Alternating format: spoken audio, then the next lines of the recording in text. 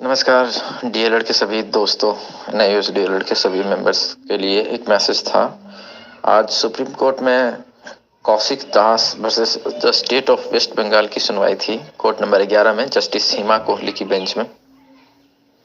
तो उस सुनवाई में मेनली यही हुआ, हमारी तरफ से जो एडवोकेट थी उनका कहना था कि सर उत्तराखंड और वेस्ट बंगाल का मैटर डिफरेंट है।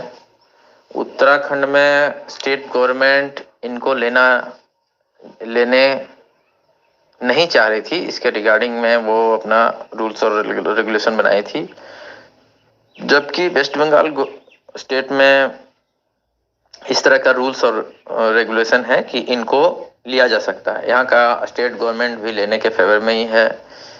फिर इतना सुन के जज साहब एग्री हुए कि ठीक है, तो केस सुना जाना चाहिए। क्योंकि मैं पहले भी बोलता आ रहा हूँ कि उत्तराखंड का जो मैटर था उसमें चूंकि ऑल ओवर इंडिया के हर एक स्टेट और यूटी को पार्टी नहीं बनाया गया था और कोई भी प्राइवेट बॉडीज को आमंत्रित नहीं किया गया था सुप्रीम कोर्ट में सुनवाई के दौरान, तो इसलिए उस फैसला का ज्यादातर तक मतलब 99% चांस है कि वो सिर्फ उत्तराखंड के सिर्फ उसी भर्ती तक के लिए ही सीमित है, उस जजमेंट का प्रभाव, जहां तक मेरा अनुमान कहता है। जो अब आते हैं मुद्दे पर, तो जज साहब बोले कि ठीक है, आप किस तरह से एलिजिबल हैं आप बताइए। तो हमारे जो वकील थे वहां वो बताया कि 18 मंथ का मेरा था थ्योरी प्रोग्राम और 6 मंथ्स का इंटर्नशिप था, टोटल 24 मंथ्स है।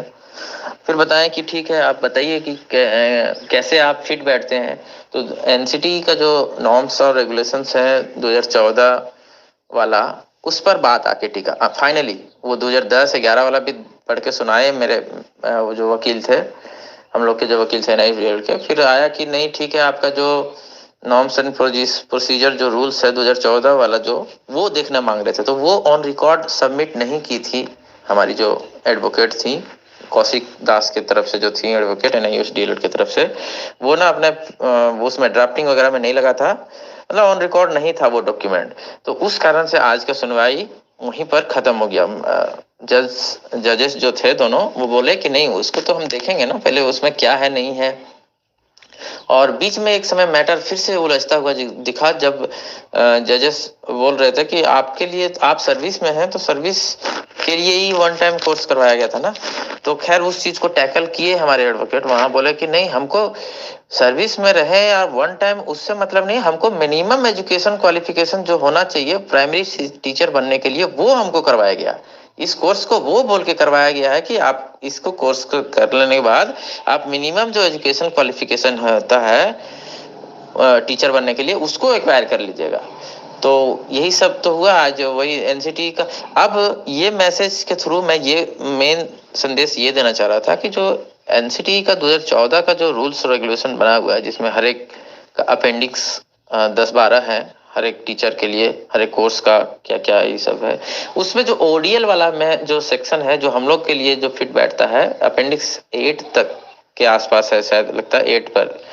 तो उसमें ना 2 ईयर ऑब्लिक सेशन लिखा हुआ है, तो सेशन में हम लोग का चल जाएगा। सेशन हम लोग का 9 मंथ का ही रहेगा और ये 2 ईयर्स के इक्विवेलेंट करके हम लोग, चूंकि ओडीएल में पढ़ रहे थे तो क्रेडिट इसमें आवर्स के रूप में देखा जाता है कि टोटल आवर्स आपने कितने पढ़ाई की है, तो उतना हम लोग 2 ईयर के अराउंड पढ़ाई किए हैं। 2 ईयर्स के अराउंड नहीं, 2 ईयर के मतलब इक्वल पढ़ाई किए हैं 18 मंथ में ही।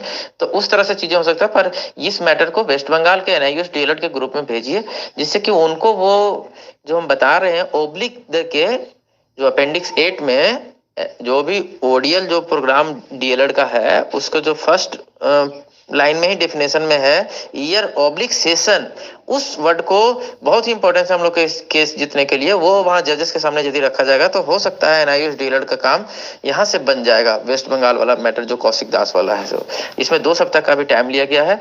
तो ये वाला मैटर इतना सर्कुलेट कीजिए ये ऑडियो को कि उनको दिखे, उनके जो हमारे पिटिशनर हैं कौशिक दास ये सब, और वो अपना डॉक्यूमेंट वो चीजों को वहां एक्सप्लेन करे, इलेबोरेट करे अपने वकील के साथ, और वहां ब्रीफिंग में ये चीज पर जोर दिया जाए कि हमारा सेशन हमारे फेवर में है। ईयर मतलब ईयर 365 दिन नहीं, ईयर ऑब्लिक सेशन है, ओडीएल मोड में प्रोग्राम में चल सकता है ये चीजें, ये हमारे यहाँ है रिटन डॉक्यूमेंट। तो धन्यवाद, यही मैसेज फॉरवर्ड करना था आज हमको।